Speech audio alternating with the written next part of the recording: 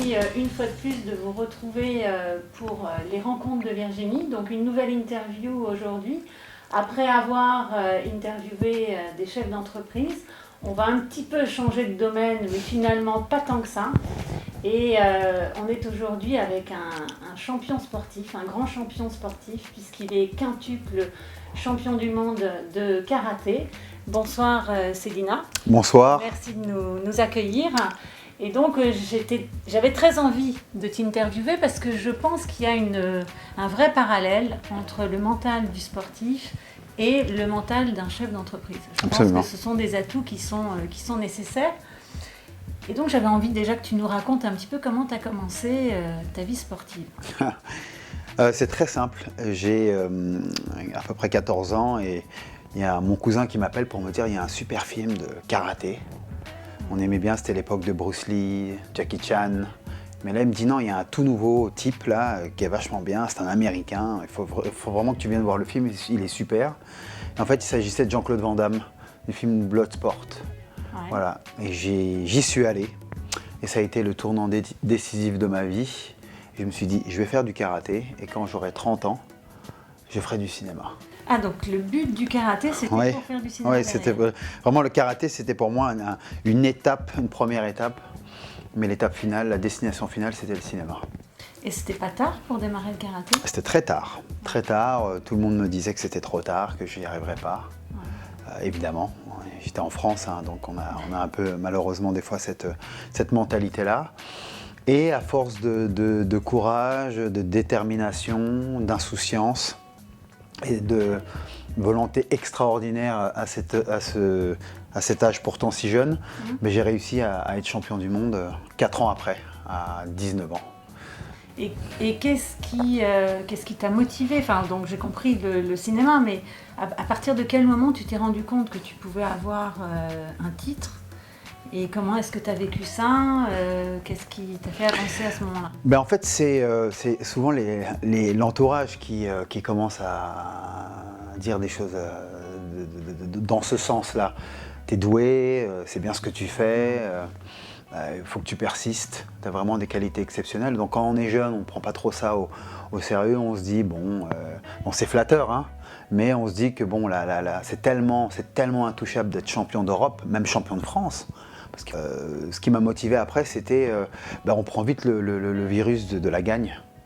C'est tellement bien de gagner, c'est valorisant, c'est sympa, c'est cool. Et puis surtout, ça me sortait d'un monde. J'étais un enfant qui rêvait beaucoup, j'étais un jeune qui rêvait pas mal. Et grâce au karaté, j'ai eu l'occasion de passer dans le réel. Et c'était vraiment super sympa. Donc la culture de la gagne, le virus de la gagne, les gens autour, et et donc c'est ce qui m'a motivé. Et des facultés, et pas que, beaucoup de travail, beaucoup d'entraînement. Je m'entraînais 5-6 heures par jour, j'y allais tous les jours. Ah oui, donc, et tu étais à l'école? Et j'étais à l'école, j'étais lycéen. J'avais même pas encore le bac, hein, donc j'allais au karaté le plus possible. Je m'entraînais avec les jeunes, je m'entraînais avec les moins jeunes, je prenais même les cours des enfants. J'étais vraiment très très motivé. On me laissait faire ça parce qu'on voyait que j'avais vraiment un potentiel. Et je rentrais le soir à minuit, 1h du matin, et puis je me levais à 7h pour aller à l'école le lendemain. Ouais. Et tu penses que c'est une fois que tu as su que tu pouvais gagner, que ça t'a vraiment motivé, ou tu y as été en te disant de toute façon, voilà, mon objectif c'est d'être sur grand écran et j'y vais? J'ai vraiment fonctionné avec méthodologie, pourtant très jeune, en me disant d'abord champion, ensuite le cinéma. Mais non, j'ai voulu devenir. J'ai tout fait pour devenir. J'ai pas profité des facultés, j'ai pas profité du fait que le vent allait où j'avais envie. Non, j'ai vraiment voulu être champion. J'ai envie de dire que tu as un titre de champion du monde, ok, tu as même les 3 titres dans la même année, mais finalement tu en as 5. Qu'est-ce qui t'a à chaque fois remotivé à recommencer? Le virus de la gagne. Le virus de la gagne, la spirale. Puis après, il faut savoir que j'ai gagné des titres par équipe aussi. sport individuel, mais en même temps avec une ambiance d'équipe qui te porte. Ouais, c'est un sport individuel, mais il y a une grosse notion d'équipe, surtout en karaté, parce qu'on était très très fort en équipe. On a été 3 fois champion du monde par équipe, et même les équipes précédentes, les générations présentes étaient très fortes. Donc il y a cette notion d'équipe, le fait aussi de vivre sa jeunesse et de voyager partout. C'est galvanisant, c'est enrichissant, c'est la plus belle période de ma vie. Faire retentir la Marseillaise dans les 4 coins de la planète, c'est un plaisir, c'est une fierté, un honneur qu'on ne retrouve jamais. Cette intensité, ces vibrations du plaisir que j'ai ressenties, je ne les ressentirai plus jamais, malheureusement. Donc non, c'était tout ça. Et tu l'as vécu quand même. Je l'ai vécu, je ne l'ai pas rêvé. Voilà. Alors que tout le monde me disait que c'était impossible. Et alors après, tu fais un virage, et c'est ça qui est intéressant dans ton parcours, c'est que tu réussis dans le karaté, tu décides de te lancer dans le cinéma, tu réussis aussi dans le cinéma parce que tu as quand même un parcours qui est assez riche, tu as travaillé avec des grands producteurs, notamment sur l'international. Alors, le film le plus connu, Casino Royale à l'international, je dis peut-être une bêtise, il y en a peut-être d'autres. Non, il y en a d'autres, mais oui, ça a été le premier. Et en France, la ligne droite où tu as un rôle important. Donc une fois de plus, tu réussis. Quels sont pour toi, voilà, au niveau mental, ce qui est nécessaire? Qu'est-ce qui a fait pour toi que tu réussisses dans un domaine et encore dans un autre? Alors, pour être très franc, j'estime pas avoir autant réussi dans le cinéma que dans le sport. J'ai fait des castings, j'ai eu la chance d'avoir un agent très rapidement et de commencer à faire pas mal de tournages, en France d'abord. Dans des séries comiques comme Commissaire Moulin, Navarro, plein de petites choses comme ça. Et forcément l'international, puisque le physique, le karaté emmène à ce type de cinéma. Et donc les parallèles, c'est ça, c'est la détermination, le goût du challenge, la discipline. Grâce au sport, j'ai l'habitude de répéter l'effort, j'ai l'habitude, la répétition, l'endurance. Et qu'est-ce que tu as traversé dans les 2 domaines de plus difficile? Quel est ton souvenir le plus douloureux où tu t'as senti, parce que je pense qu'on passe tous par un moment où tu te dis non, je ne vais pas y arriver. Et qu'est-ce que tu as utilisé pour dépasser ça? Alors, c'est vrai que on peut les comparer, mais c'est quand même différent. Le cinéma, contrairement au sport, est un domaine dans lequel on dépend de la volonté des autres. Tandis que le sport, on est un peu son propre champion, on est son propre moteur. Et donc, moi, les défaites en karaté, c'était les défaites. J'ai perdu en finale de championnat du monde, ça a été très difficile. Aussi, j'ai perdu en finale de championnat d'Europe, j'ai été vice-champion d'Europe une fois, où j'ai été médaille de bronze. Enfin, j'ai eu quelques défaites, ça a été les moments les plus durs, mais en même temps, j'avais tellement un mental d'acier. J'étais tellement conscient, j'avais déjà gagné, ce qui est un avantage en réalité. C'est lorsqu'on a déjà gagné, on connaît quand même son potentiel dans son fort intérieur. C'est-à-dire le soir quand je rentrais, je me suis dit bon là, je me suis loupé là, c'est dommage, mais je me rattraperai l'année prochaine ou je me rattraperai dans 6 mois, j'aurai ma revanche. Ce qui a été le cas. Et après, tu es passé en tant que producteur, oui. Donc 3e étape. Oui. Donc là, tu gérais peut-être plus les choses. Oui.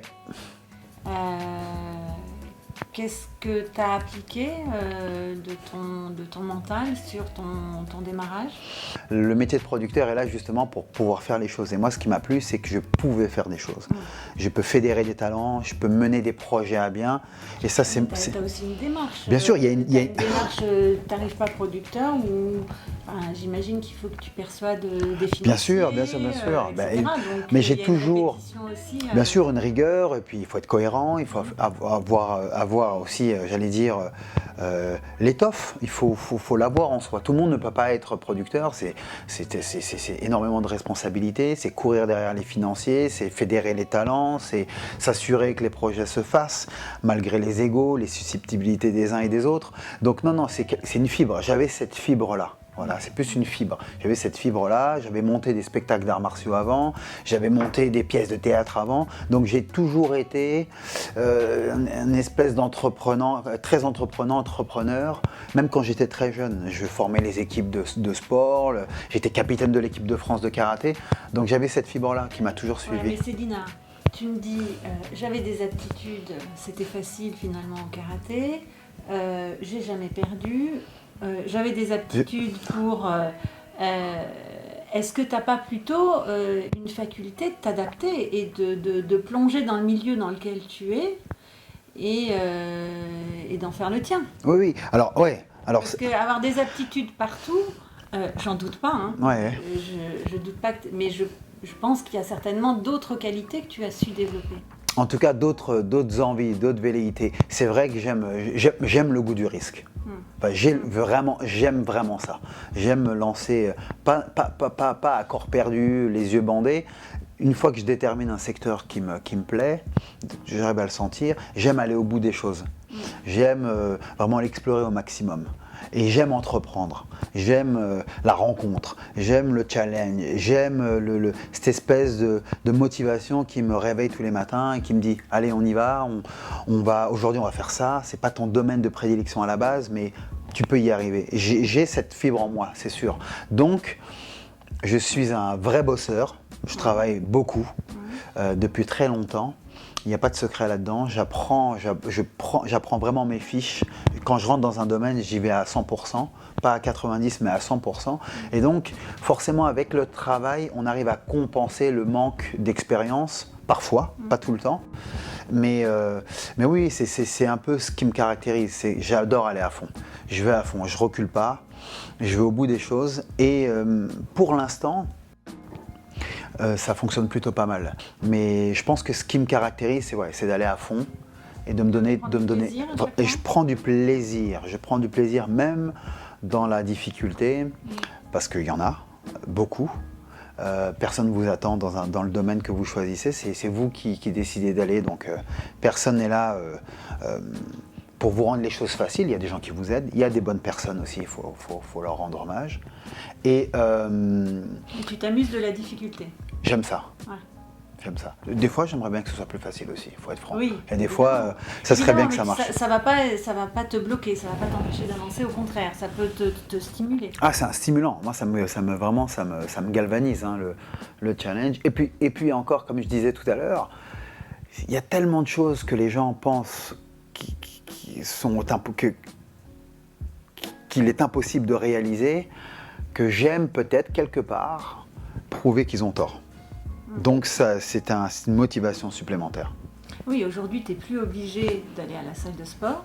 Tu as arrêté le sport, enfin les compétitions depuis combien de temps maintenant? Depuis 6-7 ans. Depuis 6-7 ans. On voit quand même beaucoup de sportifs de haut niveau qui ont une prise de poids importante et une perte de tonus. Donc tu continues à faire du sport. J'imagine que tu as une hygiène de vie aussi importante. Je m'entraîne tout autant qu'avant. J'ai perdu du poids par rapport à mon poids de compétiteur. Donc tu fais combien d'heures de sport par semaine? Je m'entraîne 6 fois j'y vais 6 fois par semaine à la salle de sport. Je fais entre 1h30 et 2 heures par séance. Mais pour moi, c'est un besoin nécessaire, c'est vital. C'est le corps et l'esprit. C'est vraiment, j'ai besoin d'aller évacuer à la salle de sport. Lorsque j'ai des questions, des interrogations, des soucis, des tracas, après 1h30 de sport intense, en général, ça va beaucoup mieux. Donc j'imagine aussi en gestion de sommeil, en gestion de ton alimentation, tu fais également attention? Absolument, ça fait partie intégrale de tout ce que j'ai de mon mode de vie. Ça se voit pas là. Bah on a un peu de croissance parce qu'il faut bien vivre, mais par contre, on a cette formidable gamme de produits, Énergie Diète, avec qui je suis depuis maintenant pratiquement 10 ans. Ouais. C'est mon partenaire quotidien, donc là c'est un délice exotique. Ben, ça m'apporte tout, ça m'apporte de la stabilité en poids, ça m'apporte de la gestion alimentaire, puisque je voyage énormément. Donc j'emmène ces boîtes-là, je les emmène partout avec moi dans le monde. Lorsque je suis en décalage horaire et que j'ai un petit creux, je ne peux pas me permettre à n'importe quelle heure de manger n'importe quoi. Donc je me fais un shaker de... C'est pas de l'hyperprotéiné, c'est équilibré. Ah non, c'est équilibré, c'est super équilibré. Et je recommande un petit peu à tout le monde de prendre ces produits-là parce que c'est ce qui fait que je suis en pleine forme, en plein tenue. C'est une ligne sportive exactement. Et l'énergie qu'il faut voilà, c'est mon dans ton entreprise. Partenaire idéal. Bon, ok. Si tu pouvais donner, on va essayer de faire un petit feedback.